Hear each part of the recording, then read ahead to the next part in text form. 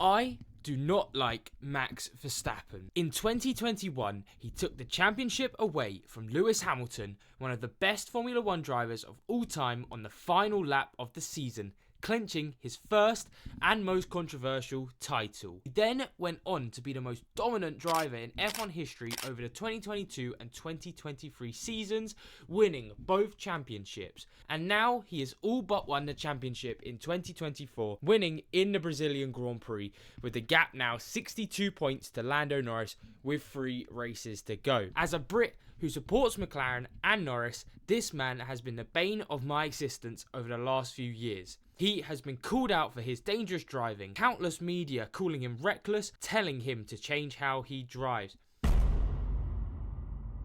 But this is why he is one of, if not the greatest driver of all time in F1, and why he deserves the 2024 Drivers' World Championship and all the praise he is receiving right now. I bet I had a few of you at the start, you thought it was going to be a ranting video about Max Verstappen. Well, no, you can't just deny how fantastic of a driver he is. So let's talk about Max Verstappen. Now, before I actually talk about some of his stats, going into 2025, some of his great races, I actually really want to talk about how dependent Red Bull are on Max Verstappen himself.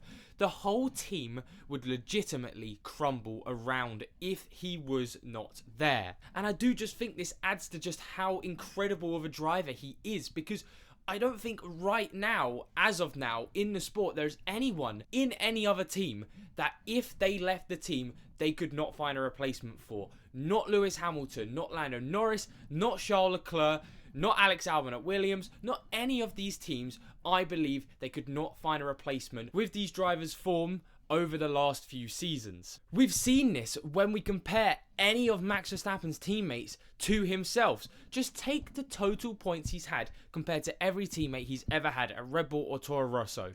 In 2024, as of this season so far, Max Verstappen is 242 points ahead of Perez right now. In 23, he was 290 points ahead of Perez. In 22, he was 149 points. 21, he was 205.5 points ahead of Perez. Perez has never even been close to beating Max Verstappen in any of his seasons at Red Bull. Then you have the 2020 season with Alex Albon, who was 109 points behind Max Verstappen. Then you have 2019, which was a little bit crazy, but even if you added all of Gasly's races and all of Albon's races, because they were mixing about from Toro Rosso to Red Bull quite a lot that season, even if you got both of those seasons and put their points together, he would still beat them by 91 points, just one driver. In 2018, he was 79 points clear of Daniel Ricciardo. In 2017, he was just 32 points of his teammate Daniel Ricciardo. In 2016, he was 52 points. And in 2015, he was 31 points ahead of Carlos Sainz. There's only been 2 seasons in F1 Max Verstappen has been beaten by his teammates, and only one where it has been on a fair, equal playing field. As 2016, as we know, he joined Red Bull in Barcelona, so Daniel Ricciardo had quite a few more points on him before he moved. This is just how talented Max Verstappen is and has always been. There has never been a moment where he has looked bad. He's always been this talented and still young driver who still has plenty more to come in F1. And my God, do I even need to say how many other drivers' careers he's basically destroyed? He completely destroyed Kvyat's career in 2016. In 2015, he basically dominated Carlos Sainz, meaning Carlos Sainz was never going to any Red Bull seat, almost destroying his career as well. He destroyed Pierre Gasly as his teammate. Pierre Gasly got dropped and then moved to Alpine. Alex Albon's now at Williams. He couldn't handle the pressure of being in that Red Bull with a teammate like Max Verstappen. And now we have Sergio Perez, who most likely will get dropped for the 2025 season. He is a teammate killer, and that just shows exactly how much talent this man has to offer. To put it into perspective, I believe if Red Bull never took that 2016 replacement of Kvyat to Max Verstappen, I believe we would have had Lando Norris as 2024 Drivers' World Champion. We would have had Charles Leclerc winning in 2022 in a Ferrari, and in 2021 we would have had Lewis Hamilton winning his 8th Drivers' Championship. And it's just crazy how different the sport would have been if this never happened. I don't think you have Kvyat or anyone like Pierre Gasly or Albon in those seats. They are doing what Max Verstappen does. That's just how incredible he is, especially in some machinery where he isn't even the fastest car. We saw this in Brazil only a few days ago. Max Verstappen started 17th. And yes, he did get quite lucky with the red flag, being able to change his tyres when everyone else had pitted. But don't forget, he started P17 and within 2 laps, he was in P10. Max Verstappen was the only driver on the grid being able to overtake people. He flew by Oscar Piastri. He had a little bit of struggle with Charles Leclerc, but he still got past them. He dominated that entire race after the red flag, getting the fastest laps, easily beating Ocon and Gasly, showing that on equal machinery, which in the wets, it tends to show who the best drivers are, Max Verstappen shows again why he is the best F1 driver on form in the grid right now. If I had a nickel for every time A Williams driver gave me the Formula One title. I'd have 2 nickels, which isn't a lot, but it's weird that it happened twice, right? But it's not just this season where we've seen Red Bull a little bit worse than they've been, and he's still been able to perform. We've had Silverstone 2020, where it was one of Mercedes' most dominant seasons, with Hamilton just having an indescribable car. That's how quick that Mercedes was in 2020. And Max Verstappen still managed to win in Silverstone that season. We've then had Abu Dhabi 2021. He never gave up and managed to overtake Lewis Hamilton on the final lap, clinching his first title. And then we've also had Barcelona in 2016. Yes, his first race in a Red Bull, and he managed to win the entire race.